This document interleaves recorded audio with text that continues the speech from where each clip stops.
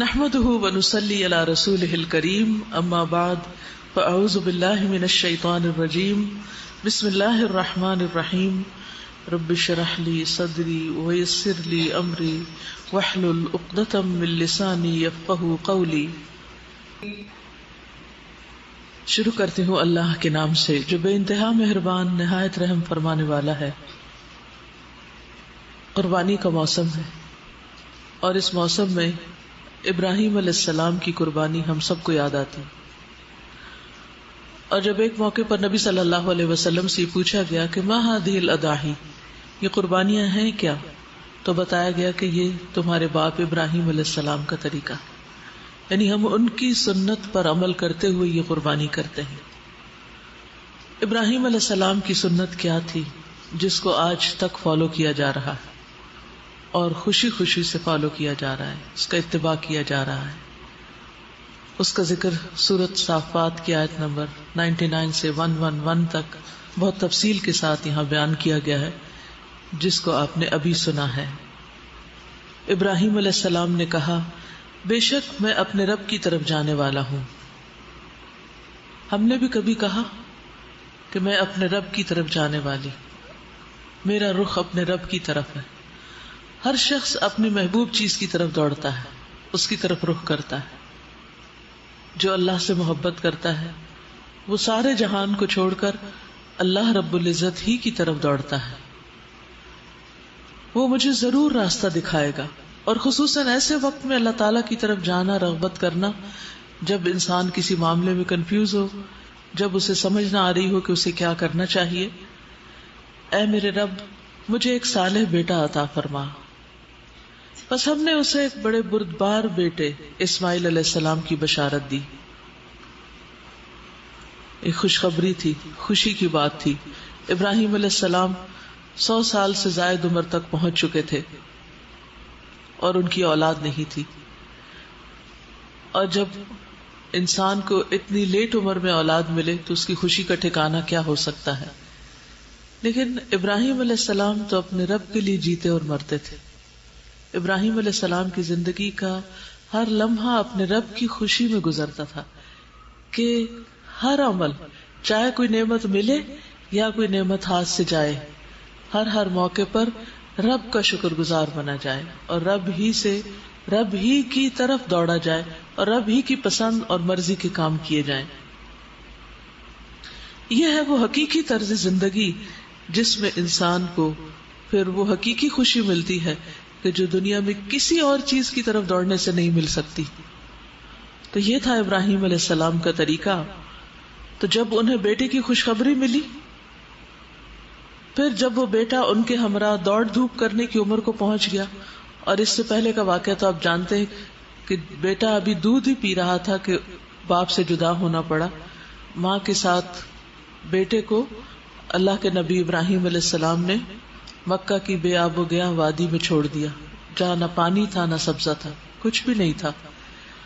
اور وہاں وہ پل پڑھ کر جوان ہوئے. اور جب وہ جوانی کی عمر کو پہنچے تو ایک دن ابراہیم علیہ السلام نے کہا، بیٹے میں نے خواب میں دیکھا ہے کہ میں تمہیں ذبح کر رہا ہوں.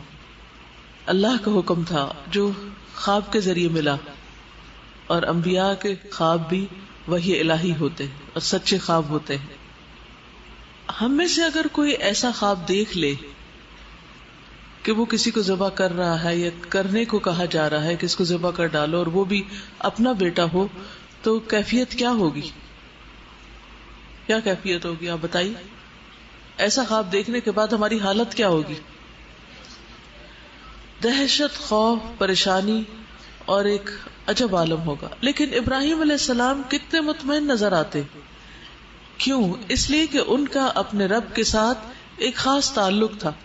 اس تعلق کی بنا پر رب پر ایک اعتماد تھا. ایمان جو ہے وہ اعتماد دیتا ہے، ایسا اعتماد کہ انسان پھر سوال نہیں کرتا کہ کیوں، یہ کام میں کیوں کروں، اس کی لاجک کیا ہے، اس کی حکمت کیا ہے، اس کا فائدہ کیا ہے، نہ کرنے کا نقصان کیا ہے. پھر انسان حجت بازی نہیں کرتا. اور جہاں اعتماد نہیں ہوتا وہاں انسان کو قرار نہیں ہوتا، چین ہی نہیں ہوتا.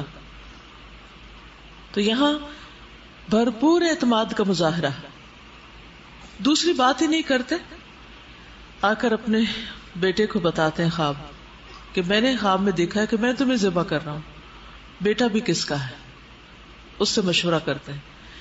اور یہ اتنا خوبصورت انداز ہے ایک کام کو کروانے کا کہ جیسا حکم ملا ویسا ہی بیان کر رہے ہیں. آ کے اپنی طرف سے تحکمانہ لہجے میں یہ نہیں کہتے بیٹا تیار ہو جاؤ، اب میں نے تمہیں ذبح کرنا ہے، اب تو تمہارے دنیا سے جانے کا وقت آ گیا، اور خود بھی رونے لگے اور اس کو بھی رلانے لگے. نہ کوئی ایموشنل ری ایکشن ہے اور نہ ہی کوئی باپ بننے کا ایک خاص جیسے تحکمانہ لہجہ، کچھ بھی نہیں. بہت ہی خوبصورت انداز میں کہتے ہیں کہ مجھے یہ خواب نظر آیا ہے، اب تم بتاؤ فانظر ماذا ترى، تمہارا کیا خیال ہے، تمہاری کیا رائے ہے، تم کیا کہتے ہو. اور وہ بیٹا کس کا تھا؟ اس شخص کا کہ جس کو رب نے کہا اذ قال له ربه اسلم قال اسلمت لرب العالمین، کہ فرما بردار بن جاؤ، تو اس نے کہا میں اپنے رب کا فرما بردار بن گیا، رب العالمین کا فرما بردار بن گیا. تو وہ بیٹا کہتا ہے افعل ما تؤمر، آپ کیوں مجھ سے پوچھ رہے، آپ کر لیجئے جو آپ کو کرنا، جو آپ کو حکم ملا آپ بس کر لیجئے، مجھے ذبح کرنا کر دیجئے. یعنی ایک باپ کے دل میں، اور وہ بھی اتنے طویل انتظار کے بعد جو بیٹا ملا، اس کو ذبح کرنے کا حکم پا کر ابراہیم علیہ السلام اتنے مطمئن ہیں، اور پھر بیٹا بھی اتنا مطمئن، اور اس حکم کی پیروی کے لیے دونوں ہی بالکل تیار ہو جاتے ہیں. یہ کوئی معمولی بات نہیں ہے. ہم سب بھی تو اسلام کا دعویٰ کرتے ہیں نا، کیا خیال ہے؟ ہم میں سے ہر ایک کیا کہتا ہے کہ میں مسلمان ہوں، لیکن کیا ہمارا اسلام بھی ایسا ہے؟ ہمیں تو اگر کوئی بڑے ہوئے ناخن کاٹنے کو کہہ دے نا کہ یہ اسلامی طریقہ، یہ کلچر کے خلاف ہے یا سنت کے خلاف ہے کہ انسان اپنے بڑے ہوئے ناخن نہ کاٹے یا اپنی صفائی نہ کرے، تو ہم اس پر بھی کئی حجتیں کرنے لگتے، اس پہ بھی راضی نہیں. کوئی بری عادت ہی چھوڑنے کے لیے کہہ دے، کسی بھی چیز کی قربانی کرنے کے لیے کہہ دے، اپنی جگہ ہی کی قربانی کرنی پڑ جائے، اپنے وقت کی قربانی دینی پڑے، اپنے مال کی دینی پڑے، اپنے پیاروں کی دینی پڑے، کسی بھی چیز کی، تو ہمارا ری ایکشن کیا ہوتا ہے؟ پہلا خیال کیا ہوتا ہے؟ پہلا خیال کہ ہاں ٹھیک ہے، ہاں ٹھیک ہے، یا پہلا خیال آتا ہے تو بہت مشکل ہے، یہ نہیں ہو سکتا. بلیو می، اپنا تجربہ کر کے دیکھیں. پہلے کہتے کیوں کرے، یا پھر کہہ دیتے ہیں یہ تو ہو ہی نہیں سکتا، یہ بہت مشکل ہے، یا کہتے ہیں یہ بھلا کیسے ہو سکتا ہے، ہاؤ کم، یہ کیوں. لیکن یہاں ایسا کوئی مسئلہ نہیں. وہ کہتے ہیں آپ کو جو حکم ملا آپ کیجئے، ستجدنی انشاءاللہ من الصابرین، آپ مجھے تو صبر کرنے والا پائیں گے. یعنی میں نے جو ارادہ کر لیا اس پر جم جاؤں گا. صبر کیا ہے؟ کمٹمنٹ. میں نے جو کمٹمنٹ کی ہے، جو وعدہ کیا، جو عہد کیا ہے، جو کرنے کا کام ہے، میں کر کے دکھاؤں گا. فلما اسلما وتلہ للجبین، جب دونوں نے سر تسلیم خم کر دیا اور ابراہیم علیہ السلام نے بیٹے کو پیشانی کے بل گرا دیا، تو ہم نے اسے پکارا اے ابراہیم، یقیناً تو نے خواب سچا کر دکھایا، تو نے اپنا وعدہ پورا کر دیا، بے شک ہم نیکی کرنے والوں کو اسی طرح جزا دیتے ہیں. کیونکہ پھر کیا ہوا تھا؟ وَفَدَيْنَاهُ بِذِبْحٍ عَظِيمٍ، کہ اللہ سبحانہ وتعالیٰ نے ایک عظیم قربانی کے ساتھ، ایک دمبے کی قربانی کے ذریعے ان کو بچا لیا تھا. ہم نے ایک بڑی قربانی بطور فدیہ دے کر اسے چھڑا لیا، اور پچھلے لوگوں میں اس کا ذکر خیر چھوڑ دیا. آج تک ہم محبت کے ساتھ ابراہیم علیہ السلام کا نام لیتے ہیں، اور ہر سال باقاعدگی کے ساتھ اس سنت کو زندہ کرتے ہیں اور خوشی خوشی اپنے جانور قربان کرتے ہیں. سلام ہو ابراہیم پر. یہ سلامتی کون بھیج رہا ہے؟ اللہ سبحانہ وتعالی. ہم نیکی کرنے والوں کو ایسا ہی بدلہ دیا کرتے ہیں. یعنی سارا واقعہ بتا کے آخر میں بتا دیا کذالک نجزی المحسنین، جو ابراہیم کے طریقے پر چلے گا ہم اس کو بھی ایسی ہی جزا دیں گے، ایسی ہی سچی ناموری عطا کریں گے، ایسے ہی قبول کریں گے، ایسے ہی قلب مطمئنہ عطا کریں گے. یعنی جو کچھ پھر ابراہیم علیہ السلام کو ملا تھا وہ سارے محسنین کو ملے گا جو ان کے طریقے پر چلیں گے. بلا شبہ وہ ہمارے مومن بندوں میں سے تھا. یعنی اللہ سبحانہ تعالیٰ نے ان کے ایمان کو قبول کیا. مسند احمد کی روایت میں آتا ہے کہ جب ابراہیم علیہ السلام نے اسماعیل علیہ السلام کو پیشانی کے بل لٹایا تھا، کیونکہ الٹا لٹایا تھا، سامنے نہیں چہرہ کیا کہ کہیں دیکھ کر دل میں کچھ باپ کے اندر بیٹے کی محبت نہ جاگ جائے، تو اسماعیل علیہ السلام نے اس وقت سفید رنگ کی قمیص پہن رکھی تھی. کہنے لگے ابا جان، اس کے علاوہ تو میرے کوئی اور کپڑے نہیں ہیں جن میں آپ مجھے کفن دے سکیں، اس لیے آپ انہی کپڑوں کو میرے جسم پر سے اتار لیں تاکہ بعد میں اس میں مجھے کفن دیں. اور صحیح روایت ہے مسند احمد کی، یعنی اتنے تیار ہے ذہنی طور پر کہ کفن کا بھی بندوبست پہلے سے ہی کر لیں، اور تو کچھ ہے نہیں، یہی لے لیں. ابراہیم علیہ السلام ان کے کپڑے اتارنے کے لیے آگے بڑھے تو ان کے پیچھے سے کسی نے آواز لگائی، اے ابراہیم، آپ نے اپنا خواب سچ کر دکھایا. ابراہیم علیہ السلام نے پیچھے مڑ کر دیکھا تو وہاں ایک سفید رنگ کا سینگوں والا بڑی بڑی آنکھوں والا دمبا کھڑا تھا، اور یہ اللہ سبحانہ وتعالی کی طرف سے آیا تھا. وَفَدَيْنَاهُ بِذِبْحٍ عَظِيمٍ، ایک بڑی قربانی کے ذریعے ہم نے اس بچے کو بچا لیا، اس کا فدیہ ہم نے دے دیا. تو یہ ہے ابراہیم علیہ السلام اور اسماعیل علیہ السلام کا کردار جس میں تسلیم و رضا پائی جاتی. تسلیم ہوتا ہے اپنے آپ کو سپرد کر دینا، اور رضا کا مطلب ہے اس فیصلے پر راضی بھی ہونا. اچھا، ہم بعض اوقات کوئی صدقہ خیرات کر بیٹھتے ہیں، یا کوئی اپنی جگہ کسی کو دے دی، یا اپنی کتاب کسی کو دے دی، یا کوئی بھی کسی کے لیے کچھ قربانی کر دی، ماں باپ کے لیے کر دی یا بچوں کے لیے کہیں، پھر اس کے بعد ہمارا کیا ہوتا ہے؟ ریگریٹس، کہ ہائے ہم یہاں نہ کرتے، وہاں کر لیتے، ایسا نہ کرتے، ویسا کرتے. یاد رکھے جو کام آپ اللہ سبحانہ وتعالیٰ کے لیے کر دیتے ہیں نا، بس وہ اللہ کے حوالے ہو گیا، اس کے بعد اللہ کے سپرد کر دے، پھر اور باتیں سوچنے کی ضرورت ہی نہیں. دے دیا نا، یہی تو اعتماد ہے، یہی تو ایمان ہے، یہی تو اسلام ہے. اصل میں ہم نے اپنے آپ کو پورا حوالے کیا ہی نہیں. ہمیں یقین نہیں کہ اگر ہم نے اللہ کے لیے کچھ دیا تو ہمیں کچھ ملے گا. ہم دنیا والوں سے فوراً اس کا انسٹنٹ ریوارڈ چاہتے ہیں کہ کوئی ہمارا شکریہ ادا کرے، کوئی ہماری قدردانی کرنے لگے، کوئی ہم سے اظہار محبت کرے، کوئی ہمیں پھول پیش کرے کیونکہ ہم نے ان پر احسان کیا ہے. نہیں، جب آپ نے کوئی کام اللہ کے لیے کیا ہے تو پھر کسی انسان سے بدلے اور واسطے اس کا تو کوئی تعلق ہی نہیں اور کوئی طلب ہی نہیں. تو یہ قربانی کی سنت ہمیں یہ سکھاتی ہے کہ تسلیم و رضا، سبمیشن، کمپلیٹ سبمیشن، اور اس کے بعد کمپلیٹ سیٹسفیکشن، کہ جو کیا، یعنی دو لفظ یاد رکھیے، سبمیشن اینڈ سیٹسفیکشن. دے دیا اور اس کے بعد بالکل مطمئن ہے کہ جو کیا اللہ کے لیے کیا اور اس کا بدلہ ضرور ملے گا. بعض اوقات ایسا ہوتا ہے کہ آپ ایک طرف نیک کام کر رہے ہوتے ہیں، اسی وقت میں آپ کے اوپر دوسری آزمائش آ رہی ہوتی، تو شیطان آ کے آپ کا ایمان متزلزل کرنے لگتا ہے کہ اچھا اس نیکی کا مجھے یہ صلہ ملا، مجھے یہ حاصل ہوا، مجھے کیا فائدہ ہوا، میں نے کیا پایا. تو ایسے میں بھی فوراً اعوذ باللہ پڑھے. اللہ تعالیٰ کسی محسن کا اجر ضائع نہیں کرتے. اللہ کو مجھ سے محبت ہے، اسی لیے وہ میرے احسان کے بدلے میں ایک اور امتحان میں مجھے ڈال رہا ہے، ایک اور قربانی مجھ سے لے رہا ہے. جیسے ابراہیم علیہ السلام کو پے در پے، یعنی ان کا حال یہ تھا کہ ایک قربانی ختم نہیں ہوتی تھی کہ اگلی کا وقت آ جاتا تھا، ایک امتحان ختم نہیں ہوتا تھا کہ اگلا امتحان آ جاتا تھا. وَإِذِ ابْتَلَىٰ إِبْرَاهِيمَ رَبُّهُ بِكَلِمَاتٍ فَأَتَمَّهُنَّ. جتنی بھی باتوں کے ذریعے ابراہیم علیہ السلام کو آزمایا گیا انہوں نے ساری کی ساری پوری کی. تو آخر میں پھر کیا ملا؟ جیسے یوسف علیہ السلام کو ملا تھا، قال انی جاعلک للناس اماما، پھر امامت ملی تھی. امامت کسی لیڈرشپ کورس کے بعد نہیں ملی. ایسی چیزیں صرف کوئی ٹریننگ لے کر حاصل نہیں ہو جاتی، یہ قربانیوں کے نتیجے میں ملتی. کیونکہ قربانیوں سے جو آپ کی ٹریننگ ہوتی ہے وہ کتاب پڑھنے سے نہیں ہوتی، اور اللہ سبحانہ و تعالیٰ ایک کے بعد ایک امتحان ڈالتا چلا جاتا ہے تاکہ انسان کو اپنے کام کا بنا لے.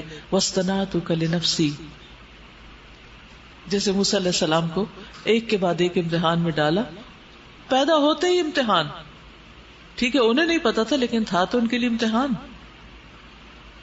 تو یہ وہ بے مثال نمونہ ہے ابراہیم اور اسماعیل علیہ السلام کا جو اللہ تعالیٰ کی بارگاہ میں اتنا مقبول ہوا کہ رہتی دنیا تک اللہ نے اس سنت کو جاری کر دیا.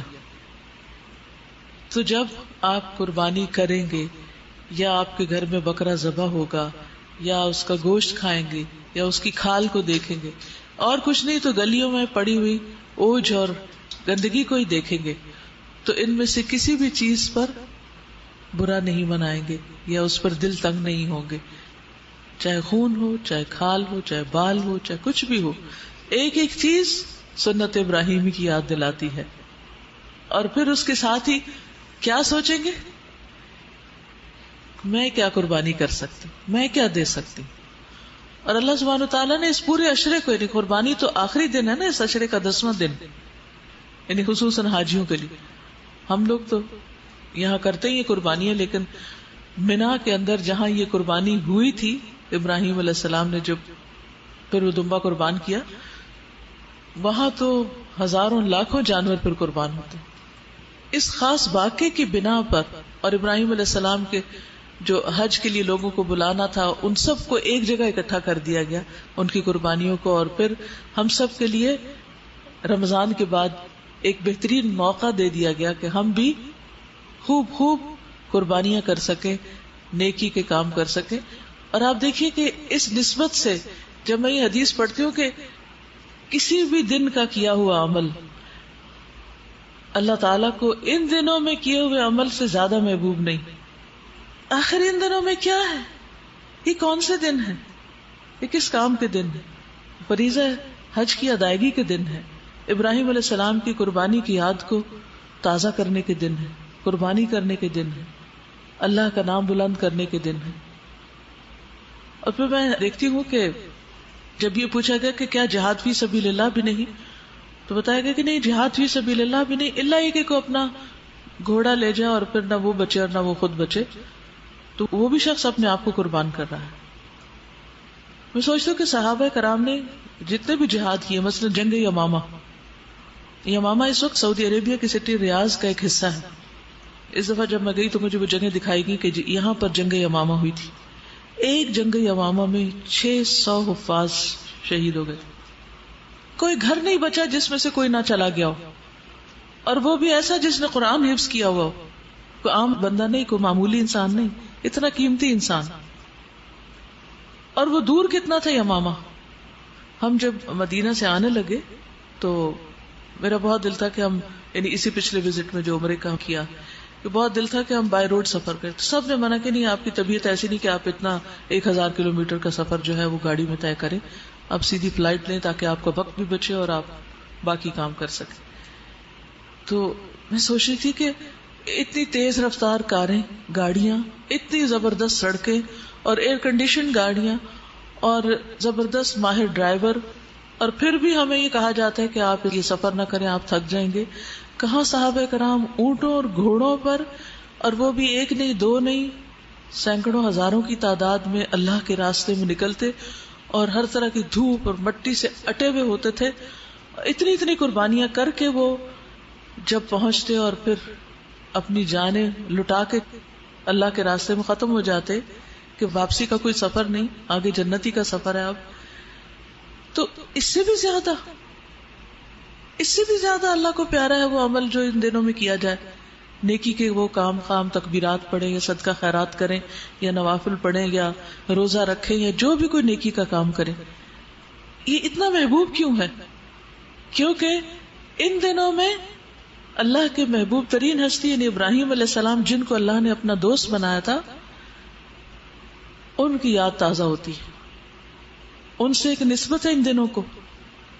اس سے ہمارے لیے کیا سبق ہے؟ یہ قربانی کا موسم جو ہے اور یہ قربانی کا موقع جو ہے ہمیں کیا سکھاتا ہے؟ کیا پتہ چلتا ہے اس سے؟ ہمارے لیے کیا سبق ہے اس میں؟ آپ کسی کو بتائے گا؟ ابراہیم علیہ السلام جو ہیں وہ اتنی بڑی قربانی کر کے اللہ سبحانہ و تعالیٰ کے محبوب بندے بنے. تو یہ جو قربانی کا جتنا بھی عرصہ ہے، اس کے اندر ہم بھی اگر اللہ کا محبوب بننا چاہتے ہیں تو اس کے لیے ہمیں بھی قربانی دینی ہوگی. قربانی کی نوعیت فرق ہو سکتی ہے، وہ ہر شخص کے اپنے ساتھ. بالکل. یعنی یہ دن ہے اللہ کا محبوب بننے کے، اور پھر ان دنوں میں محبوب بننے کی پریکٹس ہو جائے تو پھر سارا سال بھی محبوب بن سکتے ہیں. اور اللہ سے اس حال میں ملے کہ ہم اللہ کے محبوب ہوں، تو پھر بتائیے کیا شان ہوگی، کیا مقام ہوگا اللہ کے مہمانوں کا۔ دل نہیں چاہتا کہ ہر چیز لٹا دے اس کے راہ میں، اپنی جوانی، اپنی صحت، اپنا مال، اپنا وقت، اپنی ہر چیز، اپنی جاب، اپنا گھر، اپنی کون سی چیز چھوڑیں جو اللہ کے راستے میں نہ دیں۔ آج تو اگر ہمیں 10 منٹ اپنے وقت سے زیادہ دینے پڑ جائیں دین کے کام میں تو ہم بے چین ہونے لگتے ہیں کہ ٹائم اوپر ہو رہا ہے، چھٹی کا وقت ہو گیا ہے، اور اب گھر جا کے بھی یہ کام کریں۔ کیا ہم سب کو نہیں پتا کہ ہم جب اس بلڈنگ کے اندر آ جاتے ہیں تو یہ بس اللہ کے لیے آ جاتے ہیں، جب اس راستے پر نکل پڑتے تو یہ اللہ کا راستہ ہے۔ ایک ایک قدم اٹھا کے جو یہاں آتے تو ہم کو اپنی ذات کی خدمت کے لیے تو نہیں آتے، ہم کس لیے آتے ہیں؟ آپ سب کیوں آتے ہیں یہاں؟ اللہ کا دین سیکھنے کے لیے۔ کیا یہ اللہ کا راستہ نہیں، فی سبیل اللہ نہیں ہے؟ من سلک طریقا یلتمس فیہ علما سہل اللہ لہ طریقا الی الجنہ، کیا یہ جنت کا راستہ نہیں ہے؟ اور اگر آپ ہوں اور آپ کو سکھانے والے موجود نہ ہوں، آپ کے ٹیچرز، آپ کے انچارجز، آپ کے باقی سب، تو کیا یہ سلسلہ چل سکتا ہے؟ نہیں۔ تو جو لوگ بھی قربانیاں دے رہے ہیں، سیکھ رہے ہیں، سکھا رہے ہیں، پڑھا رہے ہیں، کسی طرح کی بھی خدمت کر رہے ہیں، چاہے جگہ بنا رہے ہیں، چاہے کچھ بھی کر رہے ہیں، وہ سب اللہ کے راستے میں ہے۔ تو اس میں اگر ہمیں اپنے وقت سے 1 گھنٹہ زیادہ کھڑا ہونا پڑے، کہیں کبھی ڈبل ڈیوٹی کرنی پڑ جائے، کبھی کسی طرح، کبھی بھوک کی قربانی، پیاس کی، کبھی کچھ بھی کرنا پڑ جائے، تو ہمارے ماتھے پہ بل کیوں ہو؟ ہم احسان کس پہ کریں؟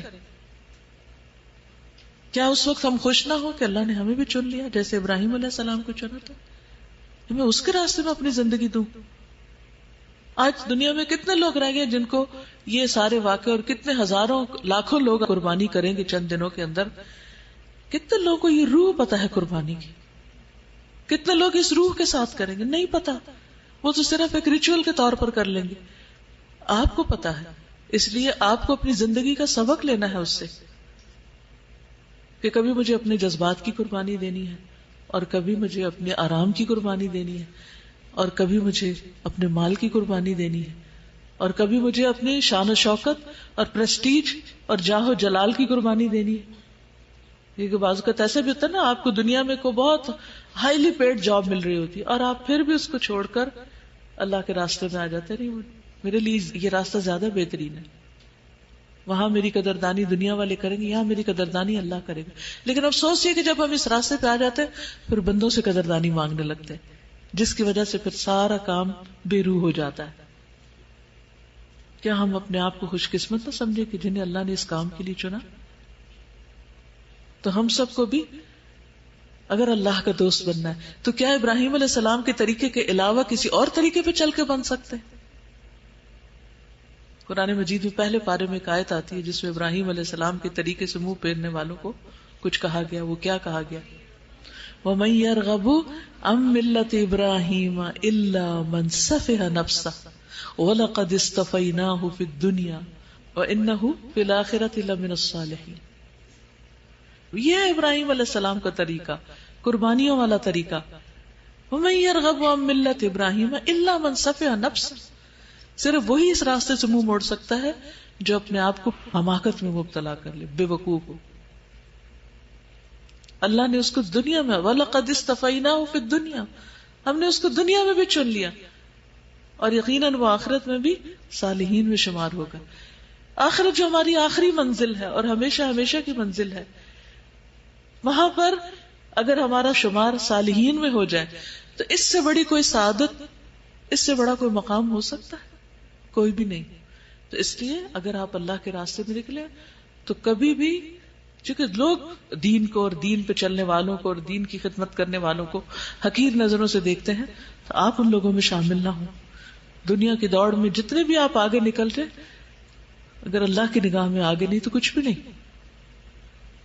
اور آپ دیکھیے اس وقت تو مجھے اور بھی شرم آتی ہے جب دمبے قربان ہو رہے ہوتے ہیں اور وہ جانور ہیں، اور ہم یہ سب کچھ دیکھ کے بھی اتنی سی قربانی نہیں دے سکتے کہ اس دمبے کا جب گوشت پکے اور ہماری باری بعد میں کھانے کی، یا ہمیں اس میں سے کچھ کم ملے تو ہم اس پہ راضی ہو جائیں۔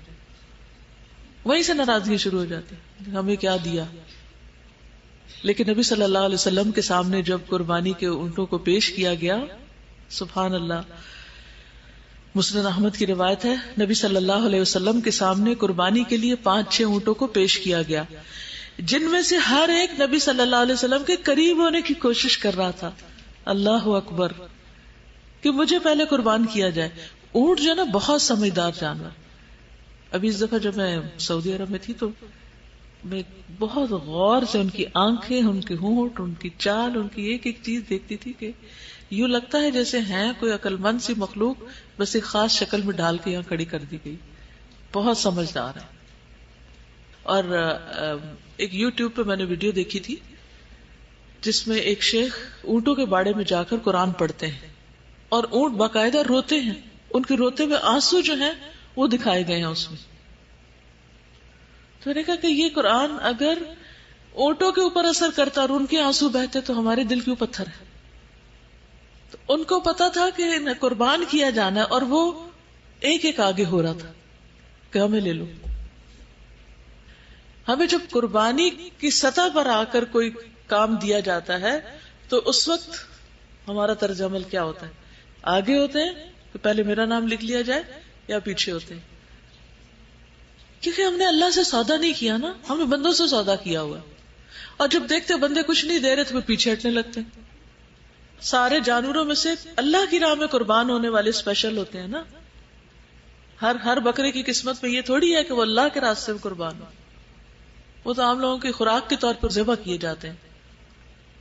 تو اسی لیے لوگوں نے محاورہ بنایا قربانی کا بکرا بنے ہوئے ہو، یعنی بغیر کسی سلے کے تم کام کرتے ہو.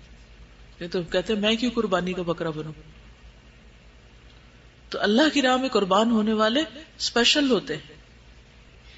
نبی صلی اللہ علیہ وسلم 2 مینڈوں کی قربانی کیا کرتے تھے، 2 مینڈوں کی.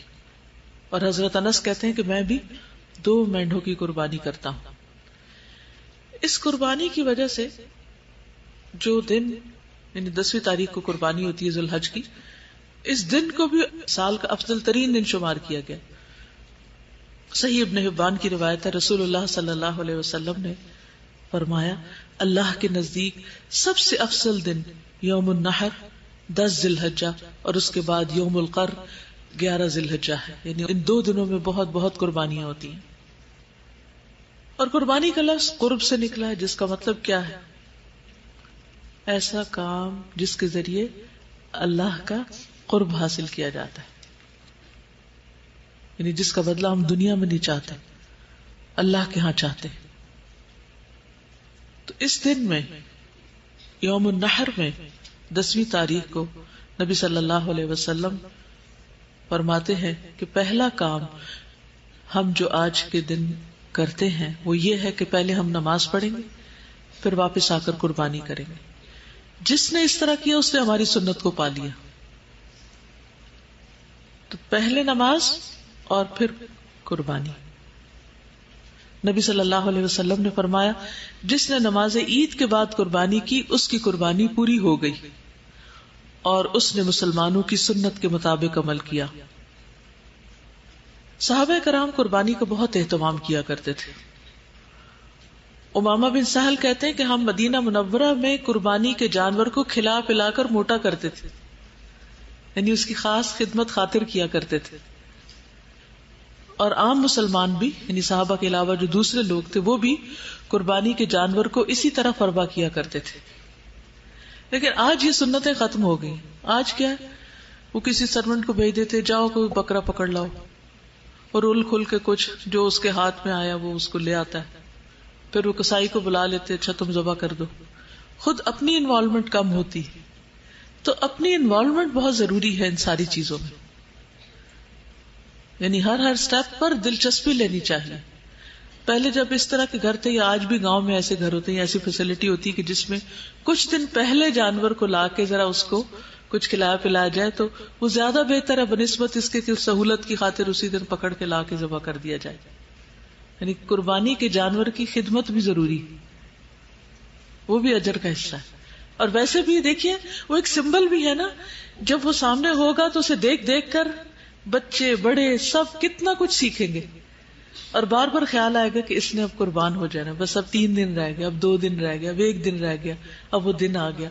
اور جو لوگ تو چھوٹا سا بچہ لے کے پالتے ہیں اور وہ چھوٹے بچے گھر کے ان سے ایسی محبت کرنے لگتے ہیں کہ جب وہ قربان ہوتے ہیں تو باقاعدہ روتے بھی ہیں، ان کے ساتھ ان کی جذباتی انوالومنٹ ہو جاتی. تو اگر آپ کا گھر اجازت دے اور رکھنے کی تھوڑی سی بھی جگہ ہو تو کوشش کریں کہ 1 دن پہلے لے آئیں یا جتنے دن بھی پہلے لا سکیں. ان جانوروں کی تعظیم بھی ہوتی تھی اور دور جاہلیت میں بھی ہوتی تھی، یعنی محبت اور قربت کے علاوہ ان کی تعظیم بھی. حدیبیہ کے موقع پر مکہ سے جب بنو کنانہ کا ایک شخص آیا تو آپ نے فرمایا کہ یہ فلاں شخص ہے اور وہ اس قوم میں سے ہے جو قربانی کے جانوروں کی تعظیم کیا کرتے ہیں، یعنی یہ اسپیشل چیز ہے، لہٰذا تم قربانی کے جانور اس کے سامنے کر دو. جب قربانی کے جانور اس کے سامنے لائے گئے اور لوگوں نے لبیک کہتے ہوئے استقبال کیا، اس نے یہ حال دیکھا تو کہنے لگا سبحان اللہ، ایسے اچھے لوگوں کو کعبہ سے روکنا زیبا نہیں، یعنی روکنا نہیں چاہیے. پھر جب وہ اپنے لوگوں کے پاس لوٹا تو کہنے لگا کہ میں نے قربانی کے جانوروں کو دیکھا کہ انہیں قلادے پہنائے گئے تھے اور ان کا اشعار کیا ہوا تھا، لہٰذا میں یہ مناسب نہیں سمجھتا کہ ان لوگوں کو کعبہ سے روکا جائے. یعنی قربانی کے جانور ایک طرح سے سفارشی بن گئے، کس کے لیے؟ مسلمانوں کے لیے، کہ وہ جا کر طواف کر سکیں، عمرہ کر سکیں. یہ الگ بات ہے کہ وہ نہیں ہو سکا، لیکن دور جاہلیت میں بھی لوگ کیا کرتے تھے؟ تعظیم کیا کرتے تھے. یہ کس لیے تعظیم؟ کیونکہ انہیں اللہ کے نام پہ قربان ہونا ہے، اس وجہ سے. اچھا، اگر جانوروں کی اتنی رسپیکٹ اور تعظیم ہے تو جو انسان اللہ کے راستے میں کچھ قربان کریں گے اپنی جوانی میں سے یا اپنے وقت میں سے یا کسی بھی چیز میں سے، تو کیا اللہ کے ہاں ان کی قدردانی نہیں ہوگی؟ ضرور ہوگی. لیکن اللہ سبحانہ وتعالیٰ آزماتا ہے نا. ہماری سب سے بڑی مشکل ہے جلد بازی.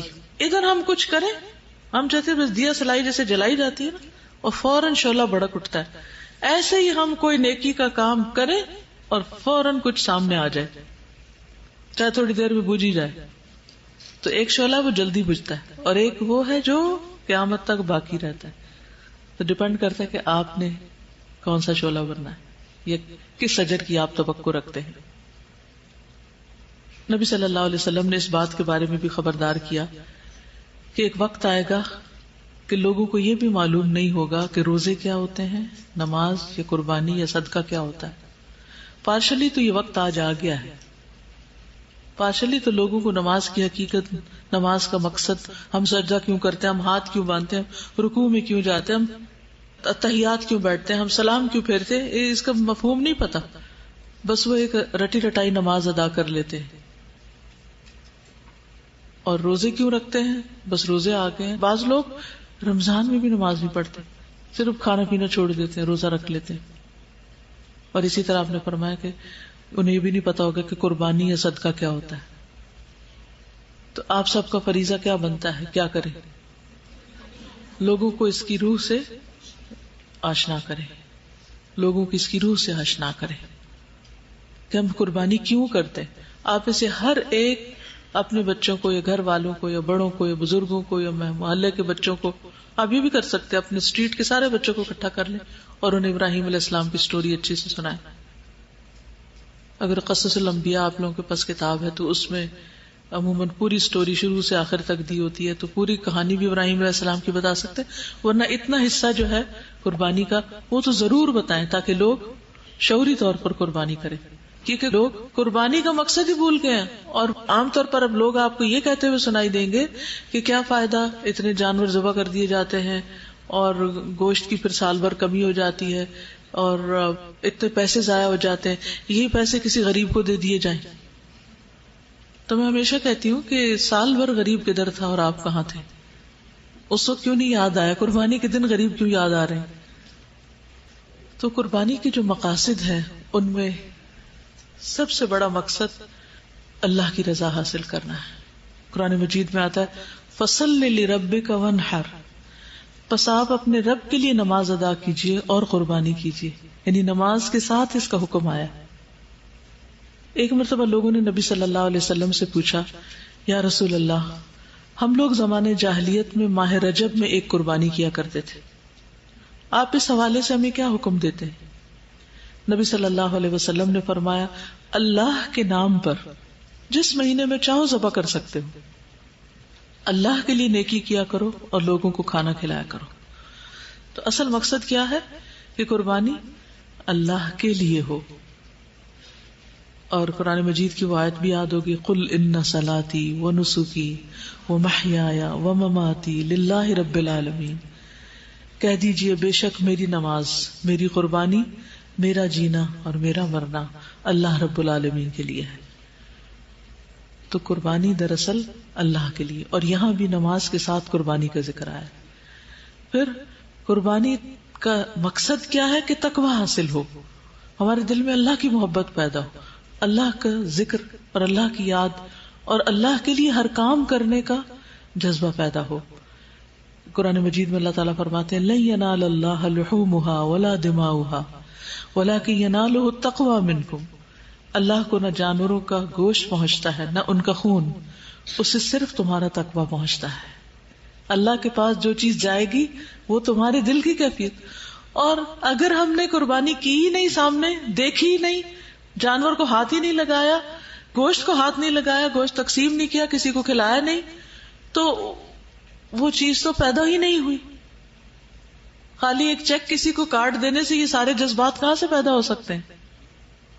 تو اصل چیز ہے کہ اس سارے عمل سے جو حاصل ہونے والی چیز ہے اس کو حاصل کر لیا جائے. نبی صلی اللہ علیہ وسلم نے فرمایا رہا تمہارا قربانی کرنا، پس یہ تمہارے لیے تمہارے رب کے پاس ذخیرہ کر دی جاتی ہے. یعنی اس کا گوشت خون تو نہیں پہنچتا، وہ تو تم کھا جاتے ہو، لیکن اس کا اجر وہاں محفوظ کر دیا جاتا ہے، اور اس کا تمہارے کردار، اخلاق، جذبات، احساسات پر اثر ہوتا ہے. اس کو مد نظر رکھ. حقیقت یہ ہے کہ جو بکرا نہیں قربان کر سکتے وہ اپنا آپ بھی قربان نہیں کر سکتے. یہ تو دراصل اپنی ذات، اپنی انا اور اپنے بہت سے برے اعمال، برے اخلاق اور برے کردار کی قربانی ہے. اللہ تعالی ہمیں اپنے مقرب بندوں میں شامل کرے اور ہم اس پوری روح کے ساتھ اس قربانی کو کریں جس کا اللہ نے حکم دیا ہے. انشاءاللہ اس کے احکام سے ایسا انسان کب کر سکتا ہے؟ حق سے بڑھ کر دینا، گویا اپنے حق کی قربانی کرنا ہے. تو یہ سلام اور یہ رحمتیں اور یہ برکتیں اور یہ خیر و بھلائی عام ہے اس کے لیے جو قربانی کی سطح پر جیے، جو ہر وقت صرف حقوق مانگتا نہ رہے کہ یہ میرا حق ہے اور یہ میرا حق ہے، بلکہ حق دینے والا بنے. اور خاص طور پر جس انسان کو حق نہ مل رہا ہو وہ اگر حق دینے والا بن جائے، یعنی ایک تو یہ ہے کہ آپ کو کچھ مل رہا ہے تو آپ بھی دے رہے ہیں، آپ کو حق مل رہا ہے آپ بھی حق دے رہے ہیں، تو یہ احسان کا درجہ نہیں ہے، یہ تو بدلے کا ہے، عدل ہے. احسان کا درجہ یہ ہے کہ کوئی آپ کا حق نہیں دیتا، کوئی آپ سے اچھا سلوک نہیں کرتا، لیکن آپ پھر بھی اس کے لیے اچھا ہی سوچتے ہیں، اس کے لیے خیر خواہ ہوتے ہیں. کوئی آپ کی قدر نہیں بھی کرتا، کوئی آپ کو ایکنالج نہیں بھی کرتا، کوئی آپ کو اپریشیٹ نہیں بھی کرتا، کوئی آپ کی تعریف نہیں بھی کرتا، پھر بھی آپ کام کیے چلے جاتے ہیں. تو یہ سب کچھ کیا ہے؟ دراصل قربانی، احسان. تو جو ایسا کرتا ہے اس کی قدردانی کون کرتا ہے؟ قربانی کرنے والے کی قدردانی اللہ سبحانہ وتعالی فرماتے ہیں. اور اللہ کی طرف سے ایسے لوگوں پر سلامتی اور برکتیں اور رحمتیں نازل ہوتی ہیں. تو جس پر اللہ کی طرف سے رحمتیں نازل ہوں پھر اس کو کسی بھی چیز کی کمی نہیں ہوتی، نہ دنیا میں نہ آخرت میں. تو اس لیے ہماری ساری توجہ اس بات پر ہونی چاہیے کہ ہم کیا کر سکتے ہیں، ہم کسی کو کیا دے سکتے ہیں، ہم اللہ کے دین کے لیے کیا کر سکتے ہیں. اتفاق سے آج صبح کی جو میری تلاوت اس میں لن تنالوا البر حتى تنفقوا مما تحبون کی آیات تھی، اور اتفاق سے میرا بیٹا بھی ساتھ لیٹا ہوا تھا، تو میں تلاوت شروع کی تو کہتا کہ آپ مجھے ساتھ ساتھ ترجمہ بھی بتاتی جائیں. تو ایک تو کل کا لیکچر بیچ میں آ گیا، تھوڑا بہت اس کے پوائنٹس، اور دوسرا میں نے یہ دیکھا کہ لن تنالوا البر سے لے کر آگے کافی آیات جو ہیں ان میں امر بالمعروف اور نہی عن المنکر کا ذکر آتا ہے کہ یہی لوگ کامیاب ہونے والے ہیں، ایسے ہی لوگوں پر اللہ کی رحمتیں نازل ہونے والی ہیں. تو میں اس پر غور و فکر کرنے لگی ان ساری آیات پر جو بھی میں نے پڑھ کر سنائی، کہ دین کا تقاضا ہم امت مسلمہ سے یہی ہے کہ ہم صرف اپنے لیے نہ جئیں، اوروں کے لیے بھی جئیں، اور اوروں کے لیے سب سے بہترین چیز دینے والے ہوں کہ ان کی آخرت کی بھلائی سوچنے والے ہوں. دینے کو تو دنیاوی ضروریات پوری کرنا بھی ایک بہت بڑا احسان ہوتا ہے، کسی کے دکھ درد مصیبت میں، کسی کی بیماری میں، کسی کے بھوک میں، کسی کی اور کسی تکلیف میں، پریشانی میں کام آنا. لیکن یہ پریشانیاں تو وقت کے ساتھ ساتھ ختم ہوتی چلی جائیں گی. کسی نے کیا خوب کیلکولیشن کی کہ آخرت کا دن یوم الآخرہ 50,000 سال کا ہے، اور ایک ایوریج انسان جو زندگی جیتا ہے اگر اس کے مقابلے میں ایک ریشو لگایا جائے تو یہ زندگی صرف 41 سیکنڈز بنتی، یعنی دنیا کی زندگی 41 سیکنڈز بنتی. تو اس 41 سیکنڈ کے لیے انسان اپنی آخرت کو داؤں پہ لگا دے صرف حشر کے دن. اور حشر کے دن کا حساب آسان نہیں ہے، آسان نہیں ہے. آپ کو معلوم ہے کہ حضرت عبد الرحمن بن عوف کو دنیا میں جنت کی بشارت دی گئی تھی. وہ دوسرے صحابہ کے مقابلے میں مالدار صحابی تھے، یہ بھی معلوم ہے نا سب کو. وہ کہتے ہیں میں مٹی میں بھی ہاتھ ڈالتا ہوں تو وہ سونا بن جاتی. اور ان کا رزق حلال تھا، اور ایسا نہیں تھا کہ وہ اس رزق کو صرف اپنی عیاشیوں پر خرچ کریں، ہرگز بھی نہیں. وہ دوسروں پر خرچ کرنے والے تھے. نبی صلی اللہ علیہ وسلم کی وفات کے بعد آپ کے اہل و عیال کا خیال رکھتے تھے، آپ کی ازواج مطہرات کا خیال رکھتے تھے. اور بھی جنگ تبوک کا موقع ہے تو سب سے زیادہ حضرت عثمان کے علاوہ حضرت عبد الرحمن بن عوف کی کنٹریبیوشن تھی. ہر موقع پر اسلام کی مدد کی. لیکن آپ کو معلوم ہے کہ آپ کے بارے میں نبی صلی اللہ علیہ وسلم نے کیا بتایا کہ وہ گھٹنوں کے بل جنت میں جائیں گے، جبکہ دیگر صحابہ جو فقراء تھے، مہاجرین تھے، جن کے پاس دنیا نہیں تھی، وہ 500 سال پہلے جنت میں پہنچ جائیں گے اور تیزی سے پہنچ جائیں گے. اس مال کا حساب دینا بھی بہت مشکل کام ہے. ہم میں سے ہر شخص یہ چاہتا ہے کہ دنیا میں اس کے پاس بہت بڑے بڑے خزانے ہوں اور بہت سی چیزوں کا مالک ہو، لیکن اس کے ساتھ ہی ہم بھول جاتے ہیں کہ اس کا حساب بھی ہوگا. لَتُسْأَلُنَّ يَوْمَئِذٍ عَنِ النَّعِيمِ، قیامت کے دن ان نعمتوں کے بارے میں سوال ہوگا. تو اگر آج کسی کو مالی پریشانی ہے یا مالی تنگی ہے، یا دنیا میں کسی بھی اعتبار سے اسے کوئی قربانی کرنی پڑ رہی ہے، کسی غربت اور فقر اور قرضے تلے کوئی دبا ہوا ہے، تو وہ ہرگز پریشان نہ ہو. یہ دنیا کی زندگی جو چند سیکنڈ کی ہے آخرت کے مقابلے میں، یہ بہت جلد گزر جانے والی، اور وہ دن بہت طویل ہے اور اس کا حساب بھی بہت سخت ہے. تو اسی لیے یہ دعا بھی خاص دعاؤں میں شامل ہونی چاہیے کہ اللہم حاسبنا حسابا یسیرا، اور اللہ ہمیں بغیر حساب کے جنت میں داخل کر دے، کیونکہ جس کا حساب ہوا وہ مارا گیا. تو اس لیے بعض اوقات ہم کسی نہ کسی طرح اللہ تعالیٰ سے ناراض رہتے ہیں یا شکوہ کرتے رہتے ہیں، یا اپنی کسی کمی کی وجہ سے پریشان رہتے ہیں، اور اللہ کے دین کی خدمت اس طرح نہیں کرتے جیسے کرنے کا حق ہے. تو یاد رکھیے کہ دین سیکھنا اور سکھانا جو ہے یہ محض انفارمیشن کلیکٹ کرنا نہیں ہے. علم اور معلومات میں فرق ہوتا ہے. علم کے 3 حصے ہوتے ہیں. علم میں سب سے پہلا درجہ معلومات جمع کرنا ہے. جیسے آپ لوگ معلومات جمع کر رہے ہیں، کبھی قربانی پہ لیکچر ہے، اور کبھی ذی الحج کے عشرہ پر لیکچر ہے، اور کبھی کسی اور موضوع پر ہے.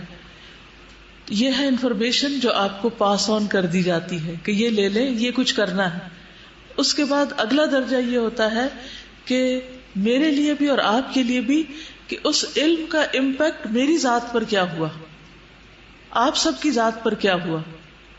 کیا یہ جان لینے کے بعد کہ یہ پہلے 10 دن ذی الحج کے بہت قیمتی ہیں، ہماری نیکی کے کاموں میں کوئی تیزی آئی؟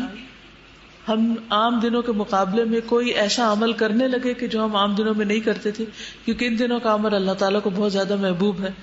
اور کرنے کے کاموں میں جو کام بتائے گئے، کیا ان میں سے کچھ ہم نے اپنے عمل میں شامل کیے؟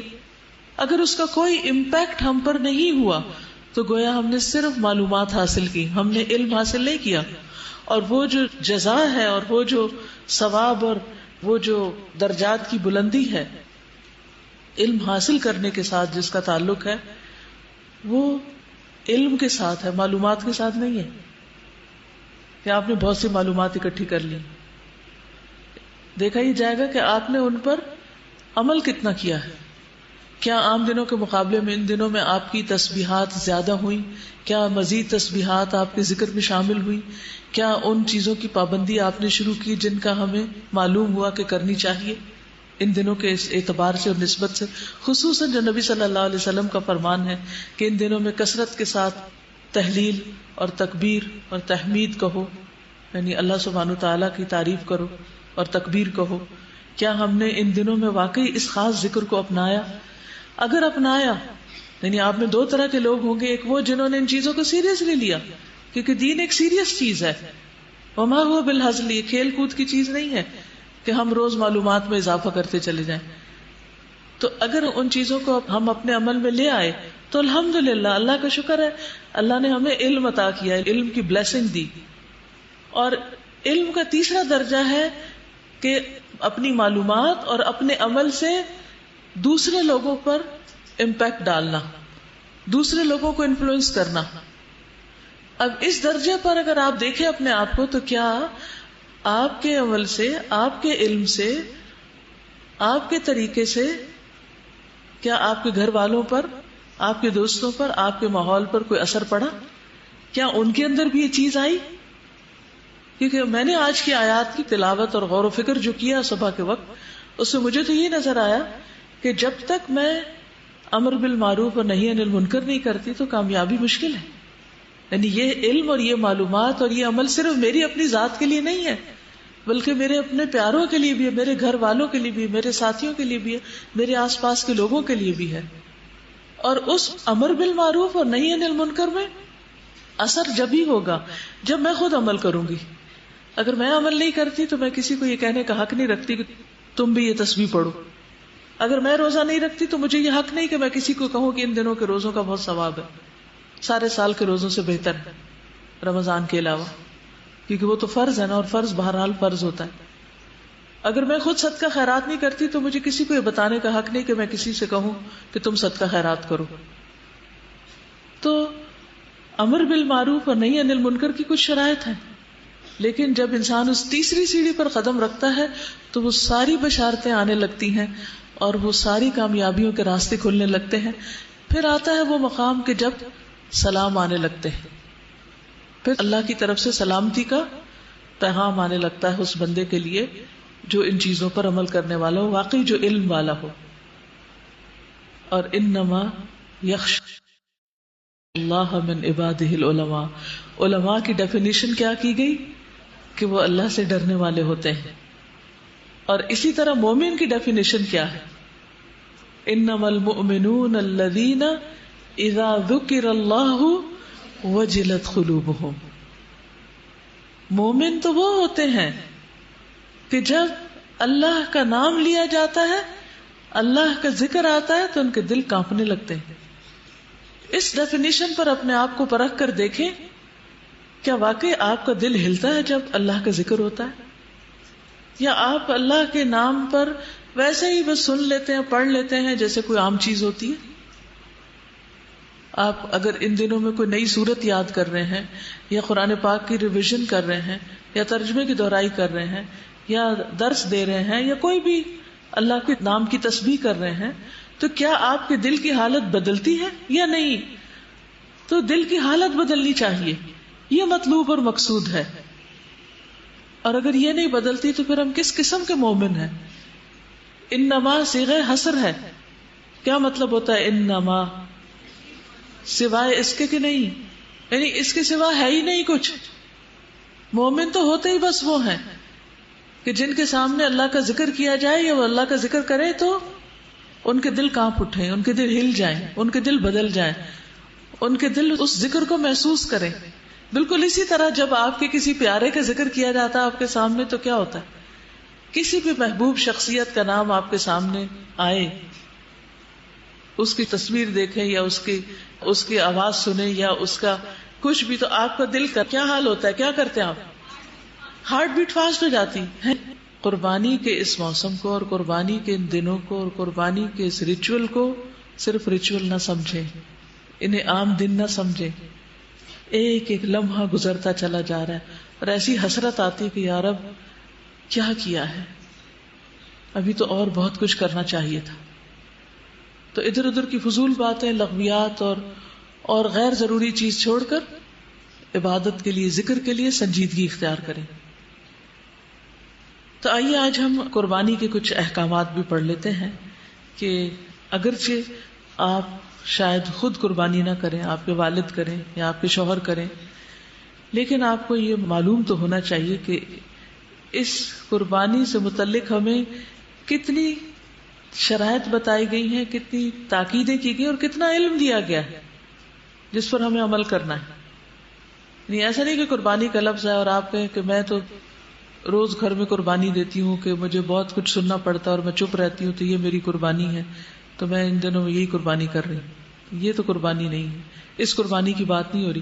یہاں بکرے اور گائے اور اونٹ کی قربانی کی بات ہو رہی، مرغی کی بھی نہیں ہو رہی، چڑیا کی بھی نہیں ہو رہی. تو اس لیے جس قربانی کی بات ہو رہی ہے اس سے متعلق آپ کا دین آپ کو کیا بتاتا ہے پتہ ہونا چاہیے، تاکہ آپ لوگوں کے لیے گواہ بن جائیں، لوگوں کو بتانے والے بن جائیں کہ وہ کیا کریں اور کیا نہ کریں. یہ کس میں آئے گا؟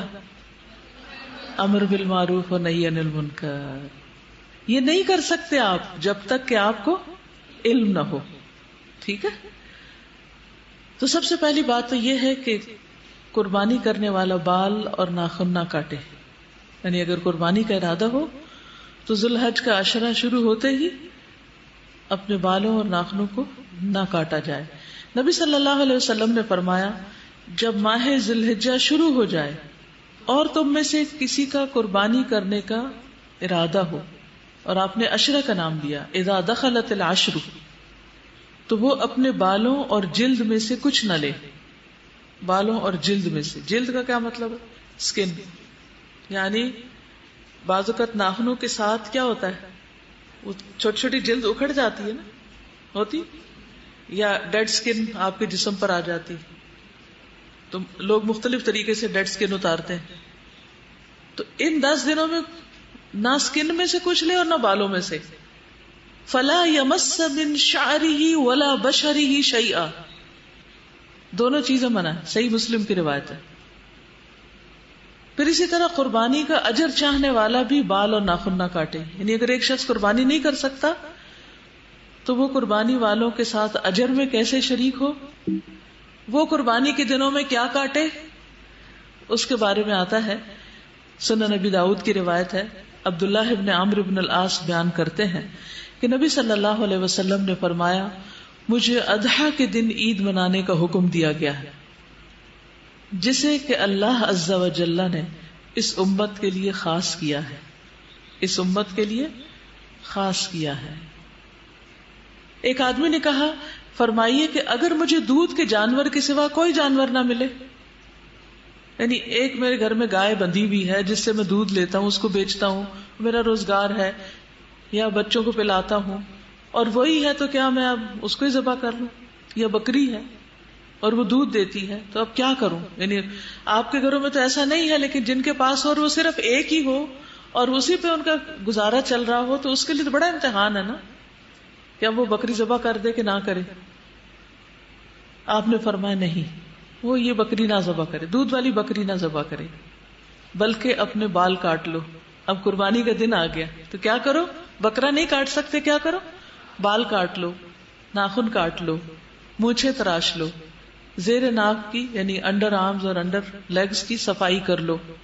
اللہ کے ہاں تمہاری یہی کامل قربانی ہوگی، کیونکہ یہ سنت ابراہیمی میں سے ہے، یعنی ختنہ کرنا اور مونچھیں تراشنا اور داڑھی کے بال بڑھانا اور باقی جسم کی صفائی کرنا. تو اس لیے عید کے دن انسان کو صاف ستھرا ہونا چاہیے. یہ نہیں 10 دن بھی نہیں کاٹے اور اس دن بھی اسمیل لے کے پھرتے رہیں، پھر یہ نہیں ہونا چاہیے. اپنے آپ کو صاف ستھرا کریں اور اس نیت کے ساتھ اب کریں گے. ٹھیک ہے؟ یعنی اگر ذرا سی بھی سستی آنے لگے تو اس سستی کو دور کر لیں گے کہ مجھے قربانی والوں کے ساتھ شامل ہونا ہے. ان کا سوال یہ تھا کہ کیا ہم اپنے بال وغیرہ اور ناخن وغیرہ عید پڑھنے کے بعد کاٹیں یا اس سے پہلے؟ تو چونکہ قربانی کا حکم نماز پڑھنے کے بعد ہے، اس لیے یہ بال وغیرہ اور ناخن وغیرہ بھی اس کے بعد ہی آپ کاٹیں. نبی صلی اللہ علیہ وسلم نے فرمایا مجھے عید الاضحیٰ کے دن قربانی کا حکم دیا گیا ہے اور اللہ نے اس دن کو اس امت کے لیے عید کا دن قرار دیا ہے. ایک آدمی کہنے لگا یہ بتائیے اگر مجھے کوئی جانور نہ ملے سوائے اپنے بیٹے کے جانور کے، یعنی اس نے بکری پالی میری اپنی نہیں، تو کیا میں اسی کی قربانی دے دوں؟ کیونکہ بیٹے کا مال باپ کا مال ہوتا ہے. ایک حدیث میں آتا ہے انت و مالک لابیک، تم اور تمہارا مال اپنے باپ کے ہو، یعنی باپ بیٹے کے مال میں سے اگر کچھ لیتا ہے تو چور شمار نہیں ہوگا. نبی صلی اللہ علیہ وسلم نے فرمایا کہ نہیں، بلکہ تم اپنے ناخن تراشو، بال کاٹو، مونچھیں برابر کرو، زیر ناف بال صاف کرو. اللہ کے ہاں یہی کام تمہاری طرف سے مکمل قربانی تصور ہوں گے. یہ سب کام تمہارے لیے مکمل قربانی تصور ہوں گے.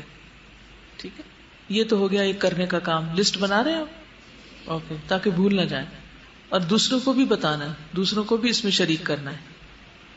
قربانی کے دن روزہ رکھنے کی ممانعت ہے اگرچہ نظر مانی ہوئی ہو. مثلا اگر کسی نے یہ نظر مانی ہو کہ میں ہر مہینے کی 10 تاریخ کو روزہ رکھوں گی اور 10 تاریخ کو تو عید آ گئی، تو بھی روزہ نہیں رکھ سکتے چاہے نظر مانی ہو. تو عید کے دن روزہ نہیں.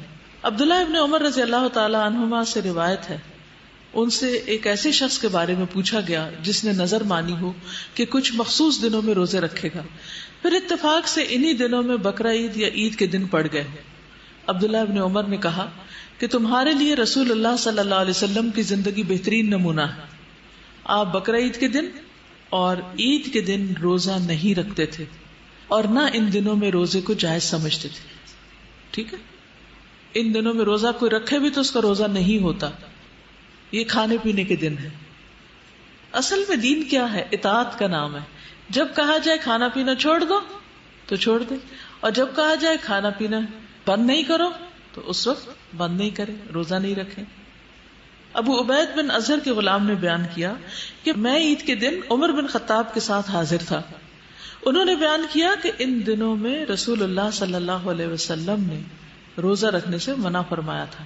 ایک تو روزہ افطار کرنے کا دن ہے اور دوسرا وہ دن جس میں تم اپنی قربانی کا گوشت کھاتے ہو. دونوں عیدوں میں فرق یہ ہے کہ عید الاضحیٰ کے دن نماز کے بعد کچھ کھاتے ہیں، اس سے پہلے نہیں، اور عید الفطر کے دن نماز سے پہلے کھا کر جاتے ہیں. پھر آ جاتا ہے قربانی کا جانور. فضیلت کے اعتبار سے جانوروں کے درجے. افضل قربانی کے بارے میں مختلف آراء ہے کہ سب سے افضل قربانی کون سی. جمہور کے نزدیک یعنی میجورٹی کے نزدیک سب سے افضل اونٹ، پھر گائے، پھر مینڈھا، پھر بکری، کیونکہ جس جانور میں سب سے زیادہ فقراء اور مساکین کا فائدہ ہے یقیناً وہی زیادہ بہتر اور افضل ہے.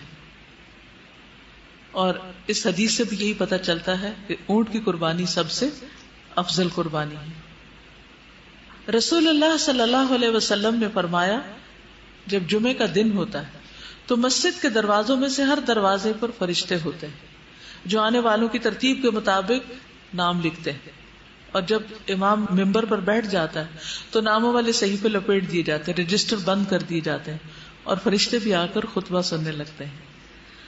اور گرمی میں پہلے آنے والے کی مثال اس انسان جیسی ہے جو اونٹ قربان کرتا ہے.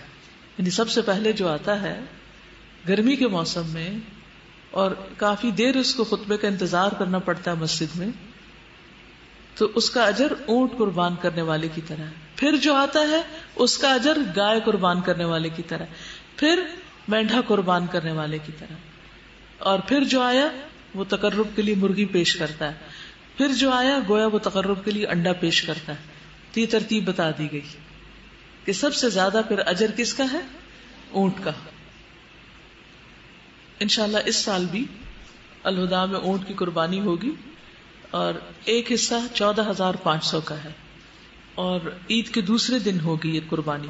یعنی سب کے سامنے اونٹ ذبح کیا جائے گا. جیسے پچھلے سالوں میں کچھ لوگوں نے دیکھا بھی ہوگا کہ یہاں الوداع کے فرنٹ ایریا پر سب فیملیز جمع ہوتی ہیں, مرد ایک طرف ہوتے ہیں, عورتیں ایک طرف ہوتی ہیں, بچے ایک طرف ہوتے ہیں, اور پھر اونٹوں کو نہر کیا جاتا ہے. اور وہ سین بھی دیکھنے والا ہوتا ہے. مثلا اگر ہم گھر میں نہیں قربانی کر سکتے, نہ گائے کی, نہ بکرے کی, نہ کسی اور کی, تو جہاں ہو رہی ہو وہاں ہی جا کر شریک ہو جائے.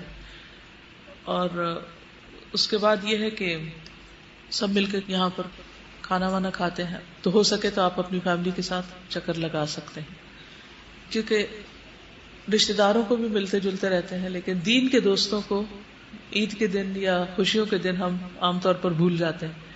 تو اگر گھر والے موافقت کریں, لڑ جھگڑ کے نہیں, لیکن اگر گھر والے موافقت کریں اور ساتھ آنے پہ تیار ہوں, تو ان کو یہ سنتیں بھی تازہ ہوتی نظر آئیں گی. کیونکہ عموماً ہمارے یہاں پاکستان میں اونٹ کی قربانی کا رواج نہیں ہے. قربانی کے جانور کی صفات, کیسا جانور ڈھونڈا جائے؟ سب سے پہلے تو یہ ہے کہ خریدار سمجھدار ہو, سمجھدار خریدار کا انتخاب کیا جائے. ایسے کسی کو بھی پیسے پکڑا کے سبزی لینے نہ بھیج دیں.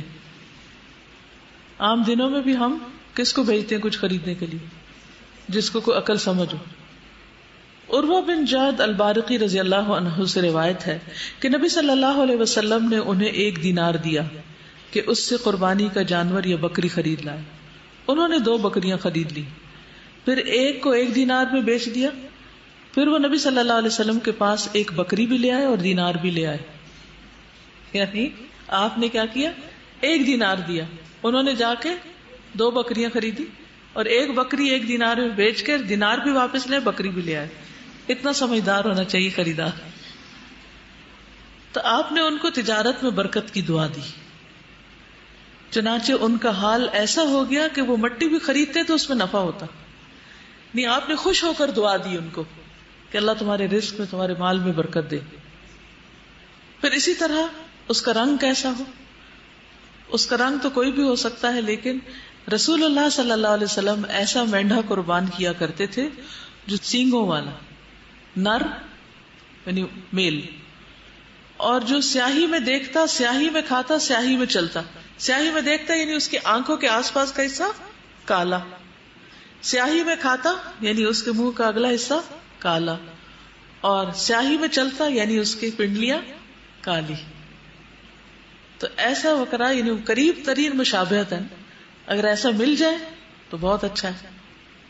دیکھیے جیسے یہ ہے حضرت عبداللہ بن عمر والا طریقہ, فرض نہیں, کوئی واجب نہیں, کچھ ایسی سنت موقدہ نہیں کہ آپ کو ضرور ایسا بکرا ڈھونڈ کے لانا ہے. لیکن ایک سنت ہے جو حضرت عبداللہ بن عمر کی ہوتی تھی. وہ کیا کرتے تھے؟ وہ اتباع کرتے تھے. ہر چیز میں, چھوٹی چھوٹی چیزوں میں, راستوں میں, سڑک پہ چلتے ہوئے, اٹھنے میں, بیٹھنے میں, ہر چیز میں نبی صلی اللہ علیہ وسلم کو فالو کرتے تھے. اور ایک ایکسپشنل صورت تھی ان کی. تو وہ ہوتے تو ایسا ہی خریدتے, ڈھونڈ کے لاتے ایسا. لیکن اگر ایسا نہ ملے تو پھر جو بھی ہو. ابو ہریرہ سے روایت ہے کہ رسول اللہ صلی اللہ علیہ وسلم نے فرمایا, خاکستری یعنی براؤنش رنگ کا جانور ذبح کرنا اللہ تعالیٰ کو 2 کالے رنگ کے جانور ذبح کرنے سے زیادہ محبوب ہے.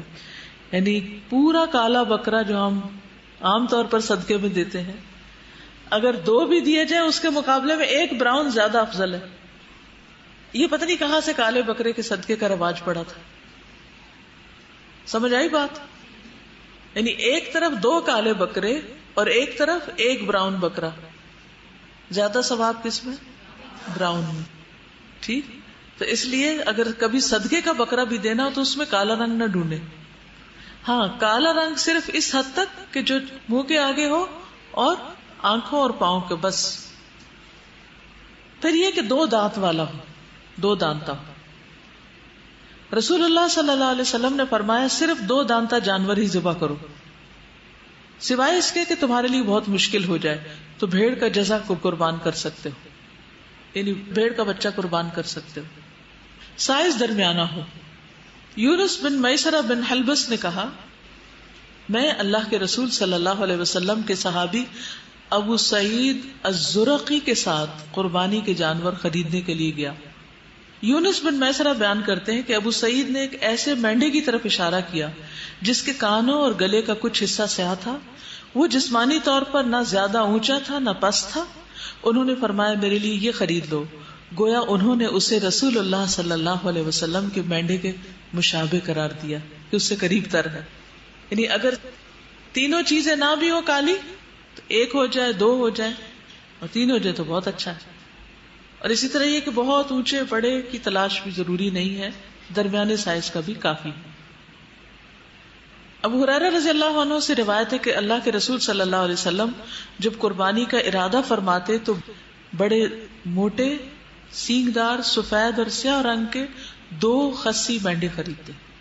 ٹھیک ہے، یعنی خصی کرنا بکروں کو وہ ہوتا ہے جس میں وہ آگے بچے نہیں پیدا کر سکتے. ٹھیک.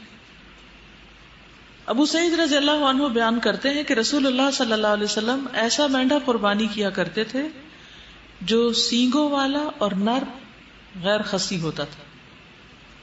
پھر اسی طرح جانور خریدتے وقت اچھی طرح دیکھ بھال کر لی جائے، غور سے دیکھا جائے. حضرت علی سے مروی ہے کہ جناب رسول اللہ صلی اللہ علیہ وسلم نے ہمیں حکم دیا کہ قربانی کے جانور کی آنکھ اور کان اچھی طرح دیکھ لیں. ایسے جانور کی قربانی سے منع فرمایا جس کا کان آگے یا پیچھے سے کٹا ہو، جس کو کٹ نہ لگا ہو، پھٹا ہوا نہ ہو، نہ اوپر سے اور نہ نیچے والی سائڈ سے لٹکنے والی طرف سے، یا اس میں سوراخ نہ ہو، یا وہ پھٹ نہ گیا ہو، یعنی کہیں سے بھی کٹ وغیرہ نہ لگا ہو، یا جسم کے دیگر اعضاء کٹے ہوئے نہ ہو. ٹھیک ہے، یعنی دیکھ بھال کے جانور خریدنا چاہیے. آنکھ بھی دیکھنی چاہیے، کان بھی دیکھنے چاہیے، دانت بھی دیکھنے چاہیے. صرف رنگ اور سائز دیکھ کے نہیں لے لیں. جانور لا کر اس کی خدمت کی جائے. حضرت عائشہ کہتی ہیں کہ رسول اللہ صلی اللہ علیہ وسلم بیت اللہ کی طرف ہدی بھیجتے تھے، یعنی خود تو نہیں جا سکتے تھے تو کیا کرتے ہیں، وہاں قربانی کے لیے جانور بھیج دیتے تھے. آپ لوگ بھی بھیج سکتے ہیں. میں اپنے دونوں ہاتھوں سے ان کے ہار بٹتی تھی، وہ علامت کے طور پر ان کے ہار بٹتی تھی، یعنی ان کے گلے میں جو چیز ڈالی جاتی تھی، رسیاں بٹ کے مختلف رنگوں کی یا مختلف خاص طریقے کی بٹائی، تو وہ اپنے ہاتھ سے بناتی تھی اور گلے میں ڈالتی تھی.